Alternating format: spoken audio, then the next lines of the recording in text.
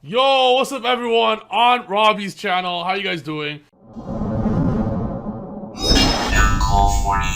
Make sure you guys smash the crap out of that subscribe button so you guys don't miss out on more awesome content. Day 11's winner will be down below. And you're probably like, well, what do we have for the grand fest today? Because we have Trif.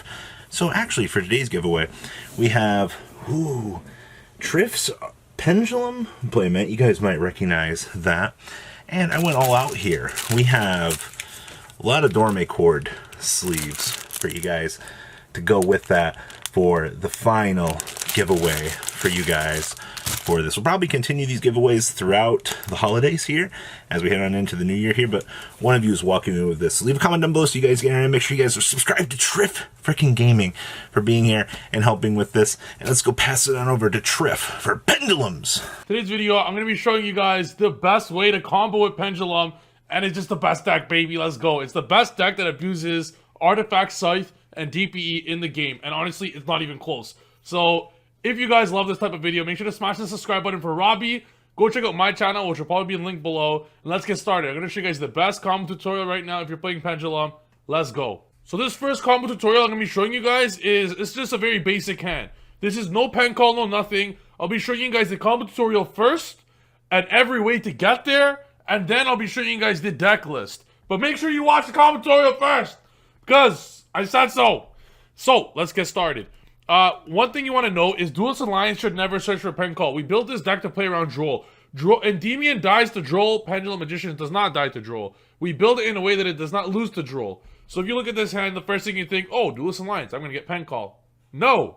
No, we are not getting pen call. We are getting double iris. What people don't understand about double iris magician is that it's a pendulum dragon. It says in the monster effect, this card is always treated as a pendulum dragon card.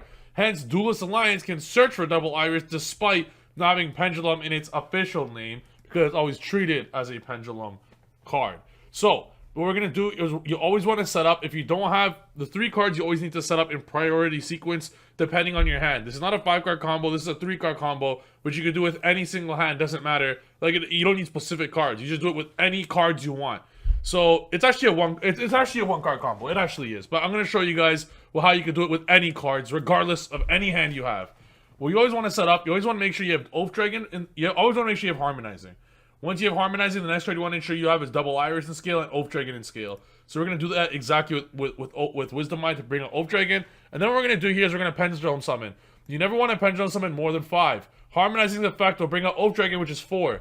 If you guys understand how the meta is shaping up, a lot of people have Nibiru in their deck right now. So you don't want to lose to Nibiru. So we just played around Droll, because if they Drolled us on the Duelist Alliance, we have 5 monsters, we don't care whatsoever. And now they can't Nibiru us because we have 5 monsters. So we just played around Droll, we just played around Nib, and now we're going to go straight to Baron to floor. So now that we have Baron to floor in the field, we're safe from Nib. But we're not safe from Nib Veiler, which is the only way decks can beat you, and combo decks, is if they have Nib Veiler, Nib Imperm, something like that. So at this stage, we're actually going to utilize Celestial Magician's effect, which is the 4th magician in sequence of what you need in priority order. Harmonizing, Double Iris, Oath Dragon, then Celestial Magician in priority sequence. What Celestial Magician does is if you have a Pendulum monster, you can add a Pendulum at the end phase. Also, if you have a Synchro monster in the field, as a thought for the whole turn. So your opponent cannot activate monster effects for the rest of this turn. That means that if they Nibiru Veiler, they can't. The only time they can Nibiru Veiler is right now. So if they Nibiru Veiler us right now, we get a token, we get the end phase Search of Celestial, but we get a token, and then we go Oath, add Harmo, normal Harmo, and if you get access to 1 Needle Fiber, you have your full combo. So even if they Nibiru Veiler us right here, we don't care whatsoever. We don't care whatsoever at all. So here we're going to go Celestial Magician effect, we're going to add Harmonizing. They make Needle Fiber. Needle Fiber is the 1-card combo in this deck. And Harmonizing makes Needle Fiber by itself. So even in the scenario where your opponent's hand trapping you into Oblivion, and all you have is 1 Needle Fiber, but it resolves, you have full combo. So go Needle Fiber. Here, since we have an extra monster, we're going to link Tuning Magician and Celestial Magician into Artifact Dagda. But the 1-card combo, when Needle Fiber brings the Tuning Magician, you'll link 1 into Artemis Magician, which just put Tuning Magician in the graveyard. Then Tuning Magician's effect, if you have 2 Magicians, special summon itself to the field. And then the Artemis Magician, the link 1 that's going to be on the field, as well as the Tuning Magician, they're going to link themselves into Artifact Dagda. On the opponent's turn, the first card to activate, you trigger Dagda, and then you trigger Needle Fiber. Needle Fiber effect will pop the TG1 and Magician will come out to pop the Scythe, and then they're Scythe locked. And the Scythe and TG1 and Magician go into a Baron to floor. That's the 1-card combo. But here, because we have an extra monster, We're going to link these two into Artifact Dagda. We're going to special Tuning Magician in the graveyard. Dagda will trigger because Tuning Magician has a secondary effect where it makes your opponent gain 400 life points that activates. So Dagda can activate. Then we're going to go Baron to Floor to pop the double Iris to get access to Pendulum Graph. Then at this point, we're going to link the Dagda and the Tuning Magician into Verte Anaconda. The reason why DPE is so good in this version is if my opponent has Dark Ruler, they could Dark Ruler the Fiber and we kind of lose. But if you have this, you can activate in draw phase. So it's very cool. Also, Pengraph helps you play around Dark Ruler in many ways. Now, if you look at this end board here, Joker will be added by Celestial Magician effect at the end phase. You have this end board here of DPE popping on the Scythe. If they were to chalice the DPE, Needle Fiber is like option 2, where Needle Fiber will bring out TG Wonder Magician. What that card does, it pops a Speller Trap on the field, popping your Scythe. So you have a backup plan in case they hand trap in case they chalice or imperm the DPE, and if you don't want to like waste your interruption with the Baron. So this is true, and even then, let's say your DPE Scythe does resolve. We put the Purple Poison here, not only for Pengraph, but Needle Fiber could actually bring out TG Wonder Magician if they don't play a Speller Trap to pop your own Purple Poison. And Purple Poison will pop their own monster. So that's just in case it doesn't work out. And this is a Scythe Lock protected by Pengraph, protected by Baron de Fleur, and with a backup plan of Needle Fiber. GG. This deck's absolutely insane. No deck is playing around this whatsoever. This is the deck list. I organized it in a specific way. That way you guys can see where all the spells are and know what to side out. I'm going to explain siding as well, just so everyone really knows what to take in and out. As you see, the deck is extremely clean. There's no bricks whatsoever, obviously, except for these last 4. Okay, these suck. Okay, I know. These are bricks. Okay, I understand. But the way Pendulum is shaping up to be right now, you don't need 4 cards. You don't need 6 cards to play. You don't need 5 cards to play. Hell, you don't even need 4 cards to play. All you need to do is pen summon Harmel and you're Gucci. If you're going second, you actually pen summon Scythe, Celestial, and Dasher a lot, and you just treat them like a Pendulum monster you're Pendulum summoning. Going first, Purple Poison is obviously not the best card to open. In fact, going first, it has the same value as like a Celestial almost, like a Pendulum Celestial. It does nothing for you going first. But in this format, what's the most played deck? In this format, the most played deck is Sword Soul. And 1 Purple Poison outs the entire board of Sword Soul by itself. So it's very important to play 3 to make sure going second against Sword Soul, you're winning like 90% of the time. I'm going to go into the profile now. I'm going to go with spells first. So 3 Pen Call, 3 Duelist Lines, 3 Prosperity, 3 Fusion Destiny. The idea behind this is you only have 9 search spells. If your opponent has a draw, Pot is always searching a monster. You never search a spell with Pot, unless it's Fusion Destiny. Duelist Alliance is always searching either Double Iris or Pendulum Performed by Sorcerer, low scale or high scale. You only search for Pen Call with Duelist Alliance if you bricked so bad that you just have to do it. But that just doesn't happen. And Pen Call, if you have Pen Call first, you're going to want to resolve that first to play around Droll to make sure that resolves.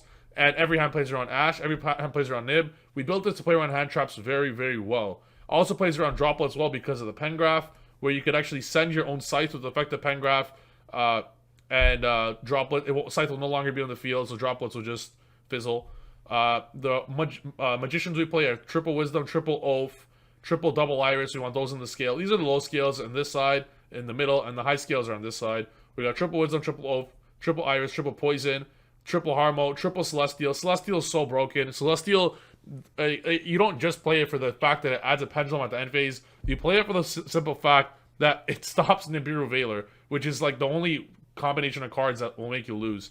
Triple Pensork is also almost a full card combo by itself.